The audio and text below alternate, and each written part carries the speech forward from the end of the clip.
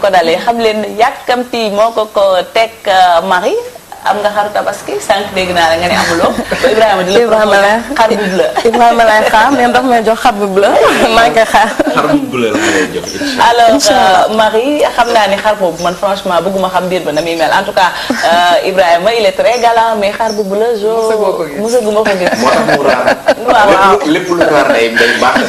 Wolof Njaay nee na loo xamul da nga ciy noppi kon nañu wax ci li ñu xam alors notre invité ce matin Marie Diatta membre de Jeunes Chambre Internationale, comme je l'ai dit tantôt, vous allez organiser un dîner de levée de fonds pour la prise en charge de femmes présentant de lésions précancéreuses décelées lors du dépistage du cancer féminin, un dépistage gratuit le 18 mai dernier à Mbacké. Pourquoi vous avez décidé d'organiser ce dîner de fonds?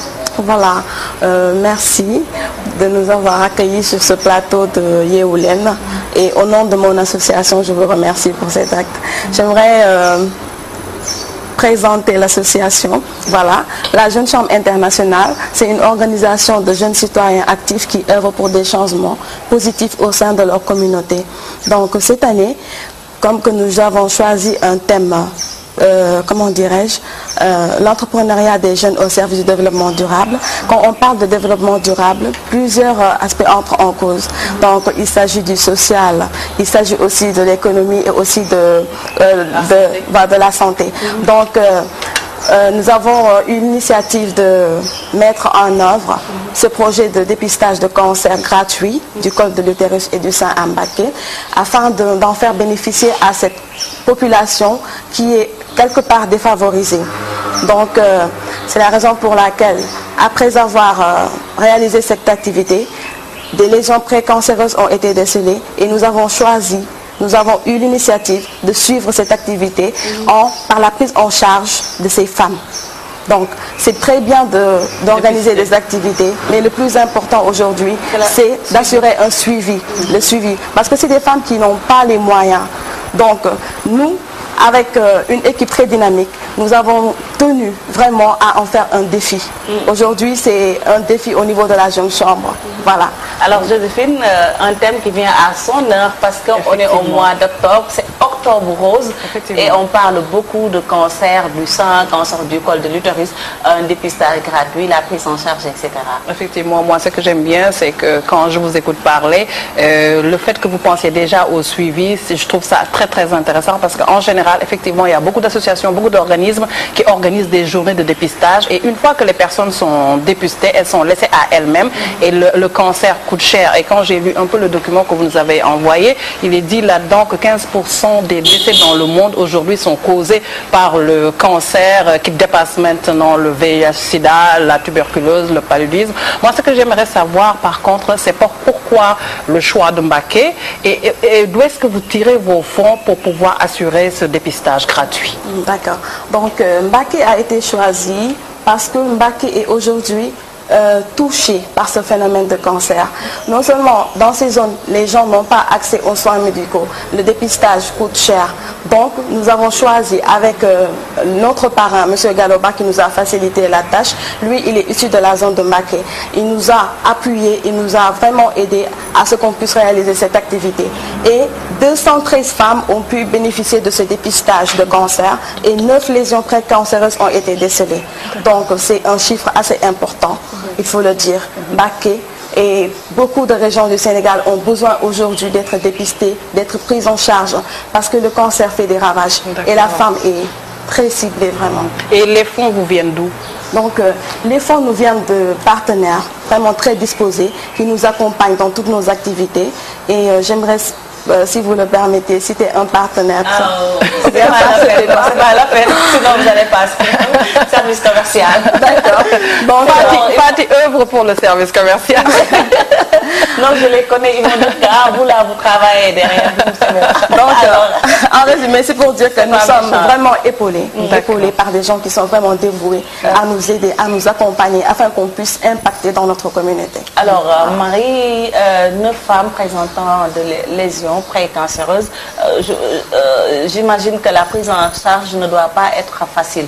Comment ça se passe le suivi? Parce que une fois le dépistage effectué, vous rentrez sur Dakar. Après, comment ça se passe le suivi? Voilà, le suivi, en fait, nous avons les contacts, l'adresse et toutes les informations concernant ces 9 cas de cancer. Donc le suivi est assuré, non seulement avec l'association Prévenir, qui a tous les éléments qu'il faut.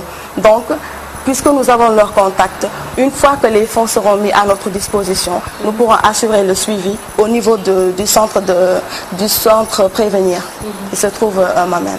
Alors justement, parlons de suivi, donc, raison pour laquelle vous êtes sur ce plateau, vous avez décidé d'organiser une soirée de levée de fonds, si j'ai bien compris. Alors comment est-ce que cela va s'organiser? Donc la soirée de levée de fonds est prévue pour ce 16 novembre au niveau des hôtels des Almadies. Donc l'idée est de faire participer tous les acteurs de lutte contre le cancer à cette activité.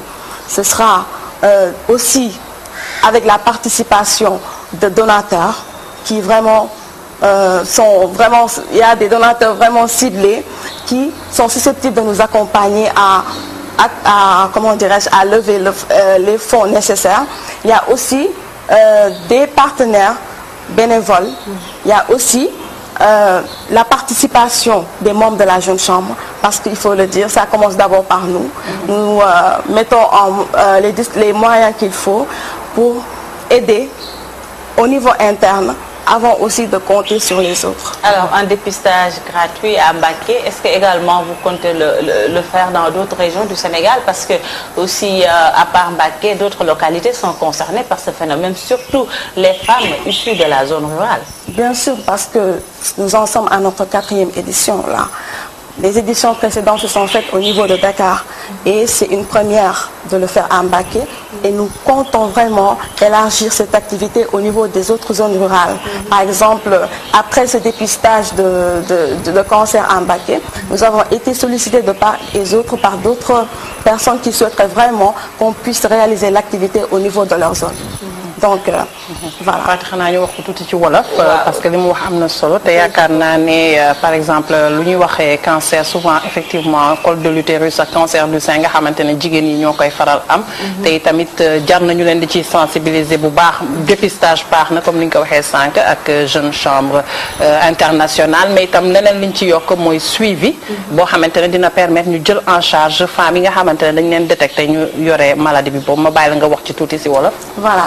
Donc suñu activité dépistage du cancer du col et de l'utérus bi bu ñu defoon Mbacké moo tax tey jii ñu bëgg a organiser benn dîner de levée de fonds pour dimbale jigéen ñi nga xam ne tey dañoo feebar am cancer te amuñu tamit moyens yoo xam ne moo di permettre ñu mën a faju cancer bi tey mi ngi def ay ravages te boo seetee ravages yooyu noonu ñu ngi koy gën a gis ci niveau zone rurale yi tey amuñu accès aux soins médicaux moo tax ñun tey ñu jox leen occasion pour ñu mën a def ñu def geste daal affaire yooyu noonu comme ça ñoom ñu mën a bénéficier aussi kii nu mu tudd sax soins médicaux affaire yooyu noonu léegi dañoo bëgg organiser dîner bi comme ça luñ ci mën a am rek ñu mën ko njëriñoo femmes yooyu nga xam ne dépisté nañ ba pare tey moyen amuñu ko pour mën a faju nga ni bi mooy seen ñeenteelu édition Marie ngeen taamu Bawal fële ca Mbacké Joséphine Sanko laaj na ko ci kàllaama nasaraan duñ bëggoon a xam rek si wolof lan moo tax ngeen tànn Mbacké Bawal ku nekk xam na ne Louga mi ngi fi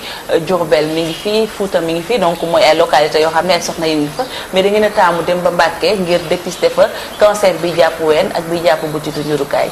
Voilà donc ñun lu tax ñu tànn Mbacké mooy Mbacké tey ji bokk na ci zones yi nga xam ne les zones les plus défavorisées tey ji soins médicaux yi yomb fa jigéen ñi tamit sonn nañ fa soxla nañ ko maanaam dafa di zone bi nga xam ne tey ji soxla nañ ku leen jàppale torop loolu moo tax ñun tamit ba ñu amee benn partenaire boo xam benn parrain boo xam ne moom it il s'est engagé mu jàppale ñu ba tey ji ñu mën a réaliser activité boobu comme que moom il est issu de la zone xam na zone bi bu baax mu jàppale ñu